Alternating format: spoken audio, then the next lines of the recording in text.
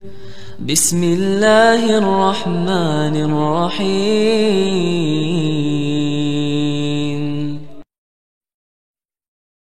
Bismillahirrahmanirrahim. Assalamualaikum warahmatullahi wabarakatuh. Alhamdulillah wassalatu wassalamu ala Rasulillah wa ala alihi wa sahbihi wa mawala ma ba'du. Kaum muslimin yang semoga dirahmati Allah Subhanahu wa taala. Kali ini sahabat ya, kita akan membahas yang kebanyakan kaum muslimin terutama di Indonesia ini sahabat ya, yang mengambil ilmu Imam Ghazali dan Syekh Abdul Qadir Jailani. Ternyata akidah Syekh Abdul Qadir Jailani dan Imam Ghazali itu mengikuti akidahnya para sahabat, yaitu mengimani Allah Subhanahu wa taala di atas langit. Bukan seperti kebanyakan yang diungkapkan oleh yang mereka katanya berkoar-koar membahas tentang Syekh Abdul Qadir Jailani. Dan ternyata sahabat ya, Syekh Abdul Qadir Jailani ini bermazhab Hambali, bukan bermazhab Syafi'i. Dan akidahnya Syekh Abdul Qadir Jailani ini mengikuti akidah para sahabat.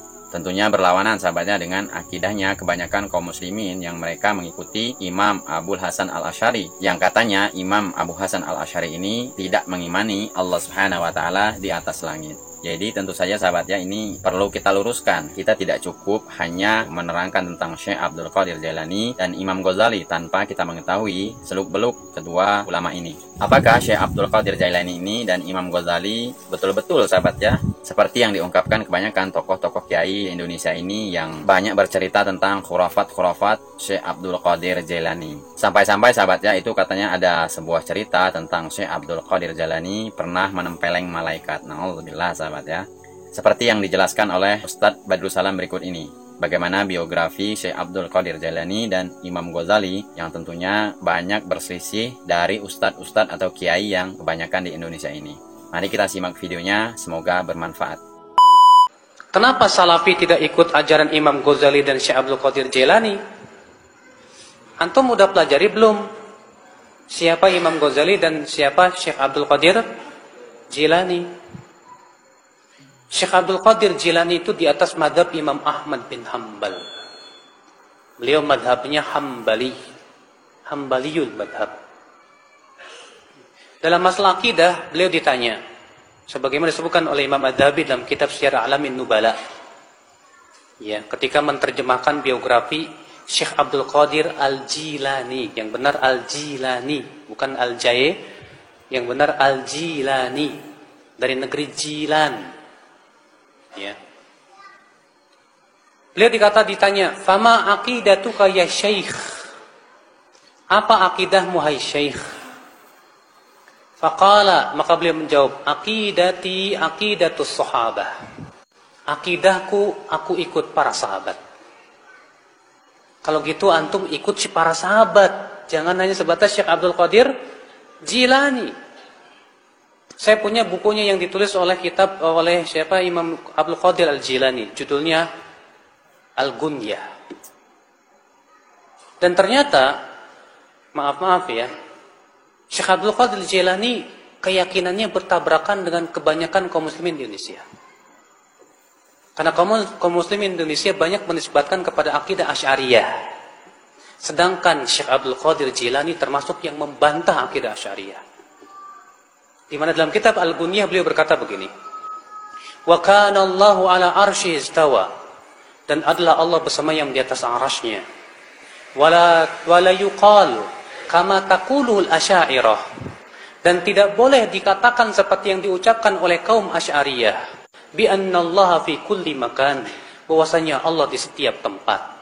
Jelas, kalau antum enggak percaya silahkan rujuk kitab Al-Gunyah tulisan Syekh Abdul Qadir Jilani. Tegas di situ beliau mengatakan begitu.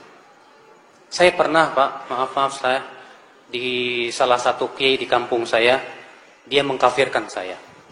Hanya saya berkeyakinan bahwa Allah bersemayam di atas arsy. Kata dia, Ustadz Badrul Salam itu kafir. Masa dia mengatakan bahwa Allah bersemayam di atas arsy? Ya. Saya bilang, kalau gitu kenapa Bapak tidak mengkafirkan Syekh Abdul Qadir Jilani? Bapak mengagungkan Syekh Abdul Qadir Jailani. Oh, itu kutub. Ya, wali itu wali. Dalam dunia tasawuf, Syekh Abdul Qadir Jailani itu disebut dengan apa? Al-Ghauth, kutub. Walinya para wali. Sampai derajat yang paling tinggi, Pak. Sampai disebutkan dalam manaqib Syekh Abdul Qadir Jailani, katanya Syekh Abdul Qadir Jailani menempeleng malaikat maut. Ya. Akbar.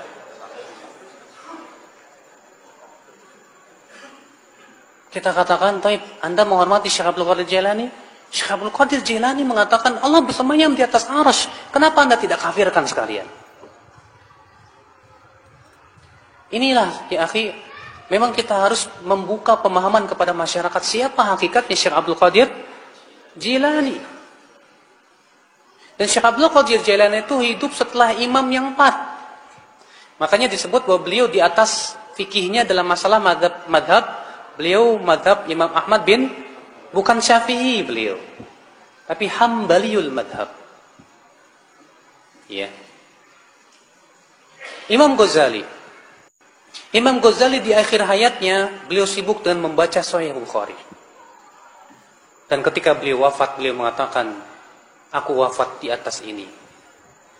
Beliau meninggal dalam keadaan mempelajari Sahih Bukhari.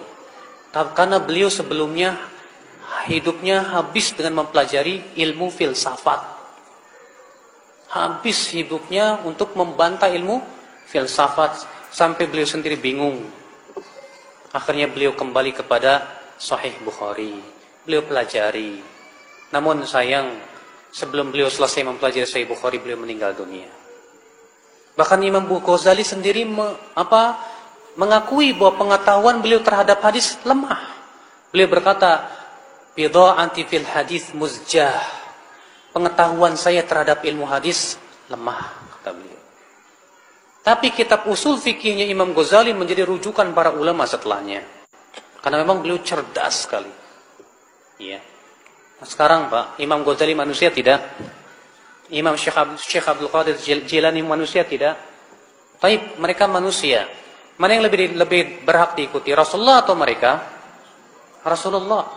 Siapa yang lebih agung? Imam Syafi'i atau mereka? Imam Syafi'i. Imam Syafi'i lebih agung.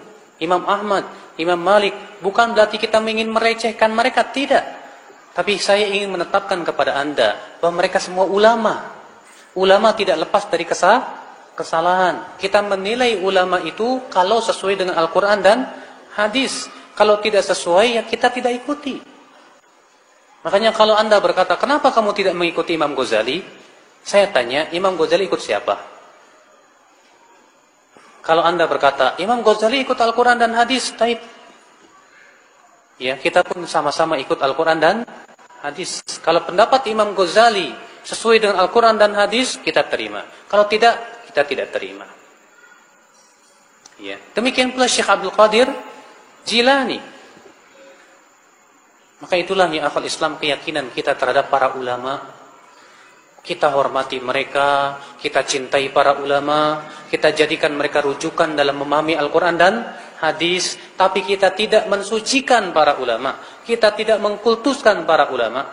Kita mengatakan mereka orang-orang yang diberikan oleh Allah kelebihan, kecerdasan. Namun kalau mereka berselisih pendapat, kita lihat mana yang paling kuat dalilnya. Kesalahan kaum muslimin, Pak, ketika terjadi perselisihan ulama, berdalil dengan pendapat ulama. Padahal kata para ulama, pendapat ulama bukan dalil untuk ulama lain. Seharusnya kalau terjadi perselisihan ulama, dalil kita Al-Quran dan hadis.